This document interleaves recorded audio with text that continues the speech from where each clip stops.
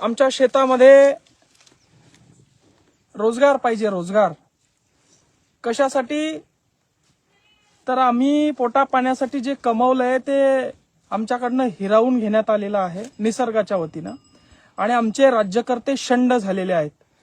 हरामखोर नेते आमचे म्हणत आहे की कशाला वारंवार कर्जमाफी मागता, कशाला वारंवार तुम्हाला नुकसान भरपाई पाहिजे. हे बघू शकता आपण, जवळजवळ एका एकरसाठी 25 ते 30 हजार रुपये खर्च झाला.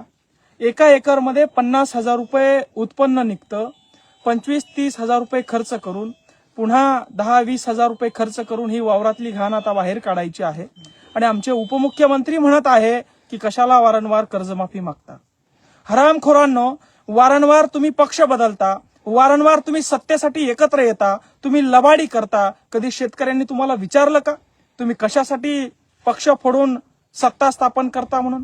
वारंवार तुम्ही उपमुख्यमंत्री होता, वारंवार तुमच्या पिढ्यांना, तुमच्या लेकरांना, तुमच्या मुलाबाळांना तुम्ही सत्तेमध्ये उतरवता. आम्ही तुम्हाला विचारलं का तुम्ही कशासाठी राजकारण करताय म्हणून?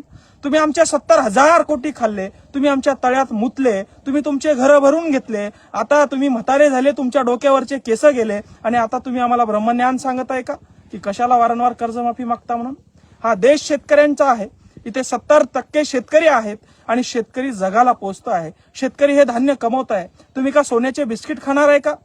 तुम्ही कमावलेला पैसा खाणार आहे का? तुम्हाला हे धान्य खावं लागणार आहे. आणि जो कमावणारा आहे तो कमावणारा तुम्ही हिंमत देऊ शकत नाही, तर त्याला नाव देखील या ठिकाणी ठेवू नका. तुम्हाला काही अधिकार नाहीये, तुम्हाला काही नैतिक अधिकार नाही त्या पदावर बसण्याचा, जर तुम्हाला शेतकऱ्याच्या भावना कळत नसेल. आज शेतकरी अक्षरशः रडतोय.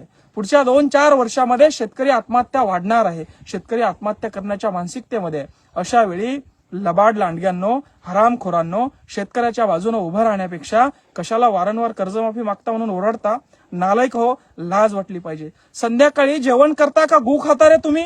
हरामखोरांनो, तुम्हाला लाज कशी वाटत नाही? शेतकऱ्यांना म्हणता कशाला वारंवार या ठिकाणी कर्जमाफी मागता म्हणून. जर तुम्हाला मायबाप व्हायचं नसेल, जर तुम्हाला ती खुर्ची झापणार नसेल, तुमच्या पोरांना मोठं करण्यासाठी, तुमच्या ढेऱ्या वाढवण्यासाठी, तुमची संपत्ती जमा करण्यासाठी ते पद नाहीये.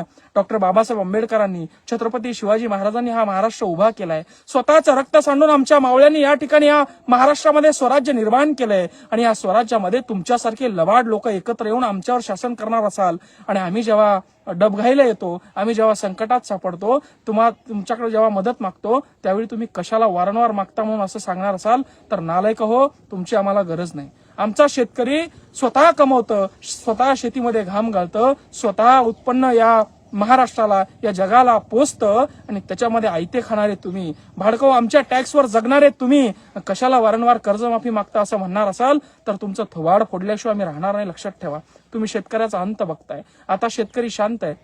शेतकऱ्याची मका उगून आलेली आहे. शेतकऱ्याची कपाशी उद्ध्वस्त झालेली आहे. कपाशीच्या वाथी झालेल्या आहे. आणि अशा वेळी शेतकऱ्यांसाठी लढणारं कोणी नाही. कोणी लढा उभा केला तरी शेतकरी आता एकत्र यायला लागलाय. एका शेतकरी आंदोलनासाठी हजारो शेतकरी एकत्र यायला लागले, आणि यांना तुमच्या गोट्या कपाळात गेल्याय. आणि म्हणून तुम्ही आम्हाला म्हणताय वारंवार कर्जमाफी करू नका. 2 वर्षामध्ये अशी वेळ येणार आहे की तुम्हाला बुटला चपलानं लोक हाणणार आहे. तुम्हाला रस्त्यावर देखील लोक येऊ देणार नाहीये. आणि म्हणून तुम्ही या ठिकाणी असे बेताल वक्तव्य करत आहात. तुम्हाला अजूनही सावध होण्यासाठी वेळ आहे. शेतकऱ्याला तातडीची मदत करा. शेतकऱ्याला या संकटातून बाहेर काढा. अन्यथा तुमचे वाईट दिवस इथून पुढे आल्याशिवाय राहणार नाही. एवढंच एक संदेश तुम्हाला देतो आणि थांबतो. जय जवान, जय किसान.